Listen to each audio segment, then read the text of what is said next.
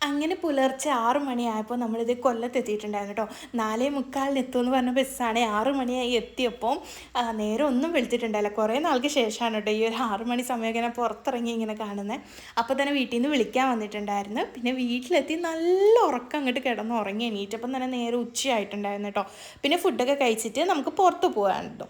അതിപ്പോൾ എപ്പോൾ വീട്ടിൽ വന്നാലും ഞങ്ങളിങ്ങനെ ഒരു പുറത്തൊരു കറക്കം പതിവാട്ടോ. ഇപ്രാവശ്യം ടൗണിലേക്കൊന്നും ഇറങ്ങിയില്ല, നമ്മുടെ വീടിൻ്റെ അടുത്തുള്ള കടയിലേക്ക് പോകാമെന്ന് വിചാരിച്ച്.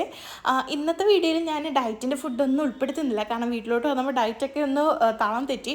പിന്നെ ഭയങ്കര സ്ട്രിക്റ്റ് ഡയറ്റൊന്നും അല്ലല്ലോ, സ്റ്റാർട്ട് ചെയ്തിട്ടില്ലേ ഉണ്ടാവുള്ളൂ. അതുകൊണ്ട് എല്ലാം ഒന്ന് സെറ്റായി വരാൻ കുറച്ച് ടൈം എടുക്കും. പെട്ടെന്ന് നമ്മൾ തുടങ്ങി എല്ലാം ഭയങ്കര സ്ട്രിക്റ്റായിട്ട് തുടങ്ങിക്കഴിഞ്ഞാൽ നടക്കൂല. കുറച്ച് ദിവസം കഴിയുമ്പോൾ എല്ലാം പാളിപ്പോവും. അപ്പോൾ നമ്മൾ ടൈം എടുത്ത് ബിൽഡ് ചെയ്ത് കൊണ്ടുവന്നാൽ അത് അടിപൊളിയാവും എന്നാണ് വിശ്വസിക്കുന്നത്.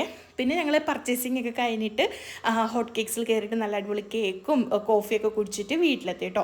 രാത്രി നമുക്ക് മാമിയൊക്കെ വീട്ടിൽ വന്നിട്ടുണ്ടായിരുന്നേ. എന്നിട്ട് ഓരോ ചായയൊക്കെ ഇട്ട് കുടിച്ചിട്ട് ഞാൻ മറ്റന്നാൾ തന്നെ എനിക്ക് തിരിച്ച് പോകണം.